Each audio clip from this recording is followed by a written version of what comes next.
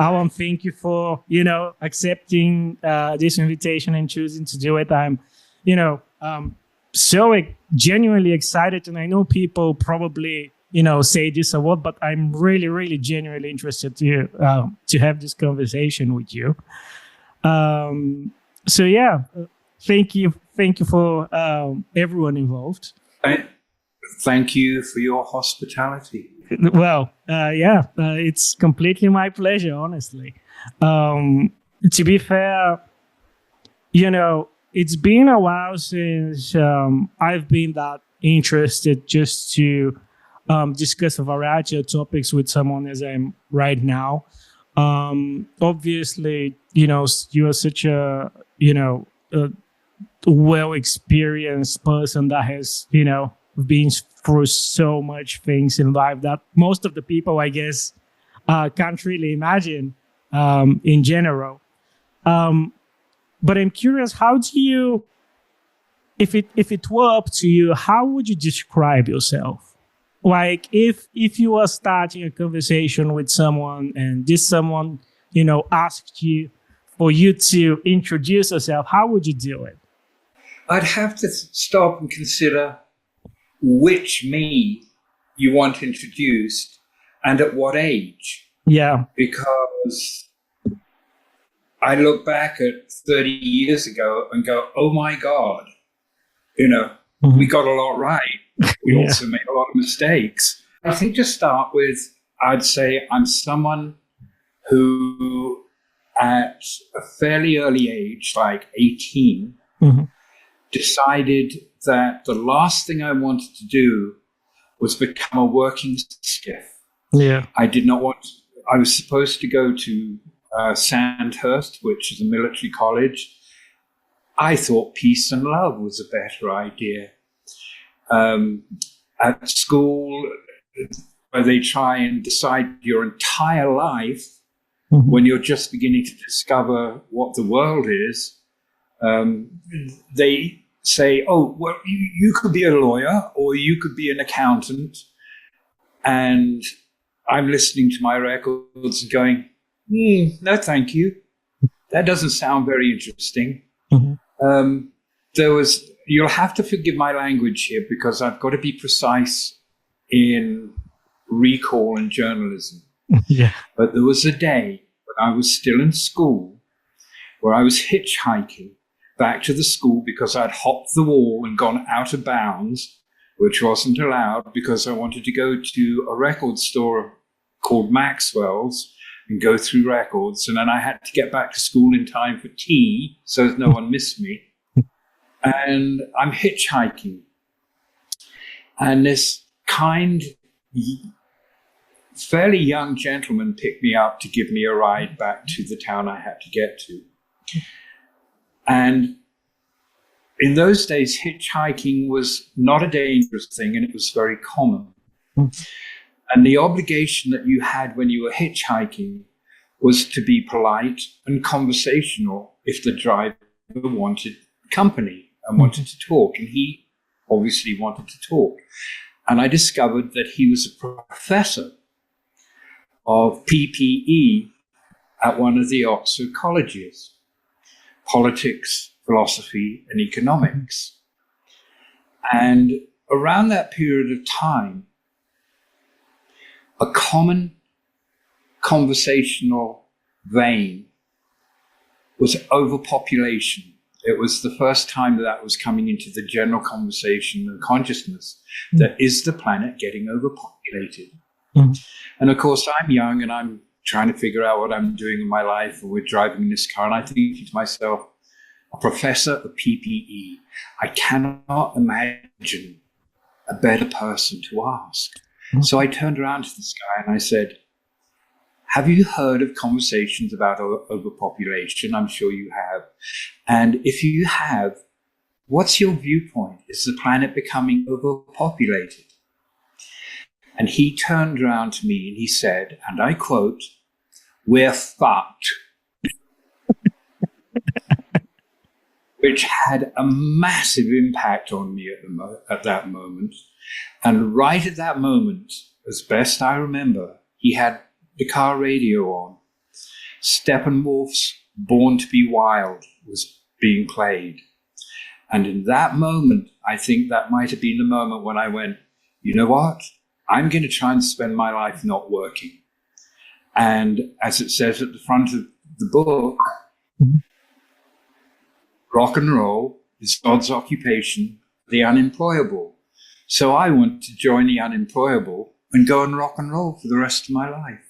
I thought that would be a better way of spending my life's energies than becoming a part of the machine that Pink Floyd was talking about. Yeah. So I'd start there. In describing myself, I'd say that's a moment. And it's had an impact on me for, 60 years, 50, 60 years. I became one of the misfits, the idiots, the fools who wanted to put up a stage and have people strut on it, create sound and fury. And of course, all the sound and fury probably means nothing. But I will not look back on my life and say, oh God, I wasted it. Yeah. I should have done something else. This is such a fantastic start. And have you ever had a moment where you doubted this decision of yours? Have you had a moment where you were like, well, I wish I had went for a more conventional way. I wish I had it different. And yeah, just sort of regretted the path you took. Countless times, endless times, when a friend of mine who had a regular job also had a regular, shiny new car that I was mildly envious of, I'd go, not got very far in what I'm doing. And look what he has, what he has materially. The morning that I became a father for the first time, I walked out of the hospital having experienced the most extraordinary high I've ever felt in watching the birth of my firstborn. It was just an indescribably incandescent moment. Of course, when I get to the doors of the hospital and start walking out to the parking lot to my car, I am completely dissolving in fear and paranoia and concern. Oh my God, I am now responsible for another life for at least 18 years. How am I going to manage this? Pursuing what I'm doing. Absolute terror of the responsibility. But most things you find, things go by. I have a lot of Buddhas in my home. And I do not practice any particular religion. I'm non-denominational. My sense is of the spiritual rather than the religion, because I tend to see a difference. With my kids, when they started to get into that area of discussion, my question was, if you can tell me the difference between religion and spirituality, we'll talk about it. And my 11-year-old daughter said, oh, Dad, that's so easy. Religions are bureaucracies. So there you go.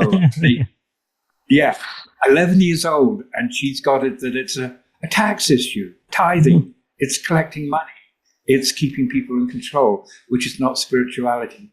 But anyway, this coming back to the Buddhas, I keep the Buddhas there because I need reminding of things all the time.